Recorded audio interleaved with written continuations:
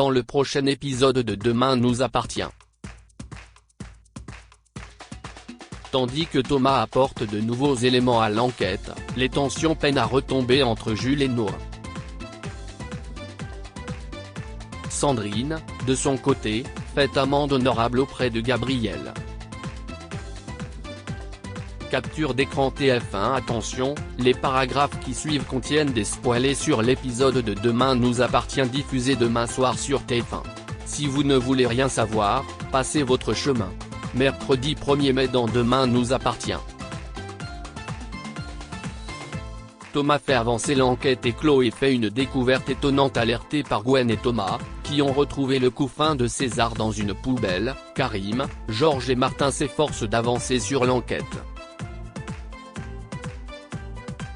Ils visionnent les images de la caméra de surveillance située près du Spoon et finissent par repérer une silhouette d'ado qui porte une capuche et qui jette le couffin dans la poubelle en question. Pour Martin, il pourrait totalement s'agir de Margot, mais Karim refuse d'y croire. Georges part quant à lui au Spoon montrer la vidéo à Tristan, Gwen, et Thomas, mais les trois amis assurent ne pas savoir qui est la personne que l'on aperçoit sur les images. Cependant, un peu plus tard, alors qu'il rentre de course, Thomas aperçoit dans la rue un homme plutôt petit et trapu qui porte le même pull à capuche que sur la vidéo et prend la fuite lorsqu'il l'interpelle. Grâce au signalement de Thomas, Karim retrouve l'homme en question sur le port et l'emmène au commissariat pour l'interroger.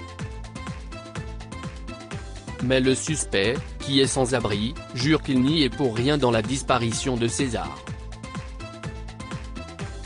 Il a simplement aperçu une femme avec un bébé se débarrasser du couffin sur le port et la récupérer pour son chien avant de le jeter à son tour car son chien préférait dormir par terre. En parallèle, Maxime tente de réconforter Margot qui sait neveu et se sent responsable de la disparition de son fils. Elle avoue qu'elle ne lui a jamais dit je t'aime et que son bébé n'a donc peut-être jamais su qu'elle l'aimait.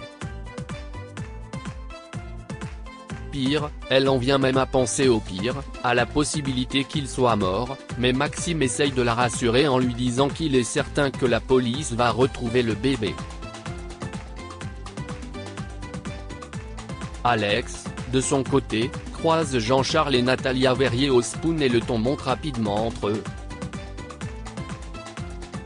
Natalia, qui pense toujours que la police couvre Margot, annonce à Alex qu'ils vont engager un enquêteur pour retrouver César, et Alex lui fait alors remarquer qu'elle devrait s'inquiéter car il reste toujours ceux qui avaient le plus de raisons de vouloir enlever César.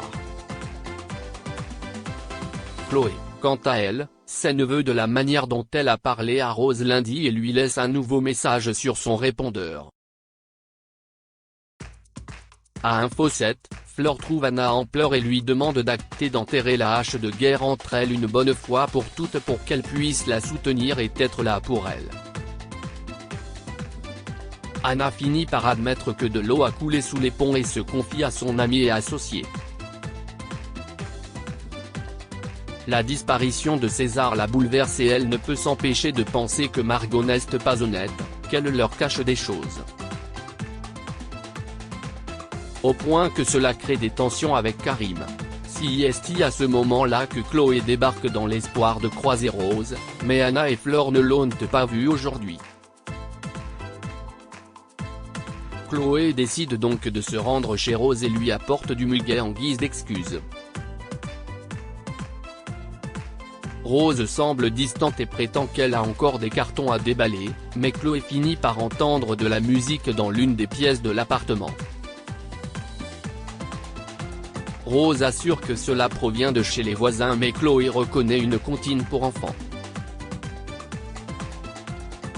Trouvant cela étrange, elle force le passage et parvient finalement à pénétrer dans la pièce en question qui n'est autre qu'une chambre d'enfant que Rose a décorée pour Tess. À moins qu'il ne s'agisse de la chambre de César ? Les tensions ne retombent pas entre Nour et Jules venus passer quelques jours au mât. En l'absence de Leila, Nour ne réagit pas très bien en découvrant à quel point Bilal et Virginie semblent proches. Elle s'imagine qu'ils sont ensemble et reproche à son père de s'être bien vite remis de son divorce. Jules débarque au même moment dans la pièce et en rajoute une couche. Virginie se défend d'être avec Bilal et assure qu'ils sont de simples amis. Mais Jules, pas convaincu, lui répond que des amis ça ne joue pas au petit couple en permanence. Sur la même longueur d'onde au sujet de leurs parents, Jules et Nour ne sont cependant pas devenus amis pour autant et en donnent la preuve à Bilal un peu plus tard dans la journée, lorsqu'il s'accroche au sujet d'un paire d'écouteurs que Jules aurait emprunté à Nour sans lui demander la permission. Le ton monte et Bilal est obligé de demander à Nour de faire un effort. Jules a toujours du mal à accepter la mort de son père et demain ce sera son premier anniversaire sans lui. Il vit des choses difficiles et Bilal aimerait que sa fille soit plus compréhensive. Pour le bien de son fils, Sandrine fait amende honorable auprès de Gabriel. Laurence et Sandrine, de leur côté, découvrent qu'Arthur a été accepté à un stage d'été de basket-ball auquel il rêvait de participer et décident de répondre qu'il n'est plus disponible sans lui en parler, afin de ne pas le déprimer encore plus. Avec un peu de chance, cette histoire de stage lui sera sortie de la tête. Mais malheureusement Arthur surprend la fin de leur conversation et ses deux mères sont alors obligées de lui dire la vérité. Pour faire passer la pilule, Sandrine propose à son fils qu'ils partent tous ensemble en vacances à Londres cet été, mais Arthur n'a pas envie. Il n'a envie de rien. À part peut-être voir ses amis, mais évidemment Sandrine a tout gâché en scène prenant à Gabriel. Elle comprend alors que pour le bien d'Arthur elle doit essayer de rattraper le coup avec Gabriel et se rend au Spoon pour lui présenter ses excuses. Elle admet avoir été trop loin et confie à Gabriel qu'Arthur ne va pas bien et refuse de sortir voir du monde.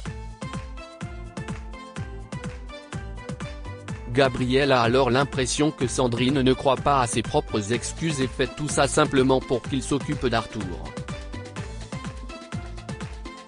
Il lui lance qu'elle est un égoïste et lui rappelle qu'à cause d'elle Morgane, dont il s'est enfin rapproché, va bientôt quitter Seth.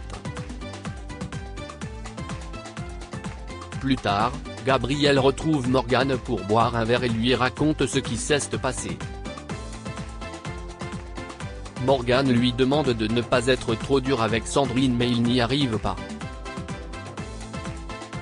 Il assure qu'il ira voir Arthur car il ne veut pas laisser tomber son pote mais qu'il ne se laissera pas amadouer par les excuses bidons de Sandrine. Face à cette situation compliquée, Morgane décide d'avoir une discussion avec la principale intéressée. Elle lui demande comment elle a réagi à sa demande de mutation et Sandrine répond que si est sa décision et qu'elle n'a pas son mot à dire. Une réponse qui ne plaît pas à Morgane qui comprend rapidement que Sandrine ne souhaite plus qu'elle l'attende et que leur histoire est en réalité terminée. Un constat difficile qui les laisse l'une comme l'autre en pleurs alors qu'elles s'éloignent dans des directions opposées.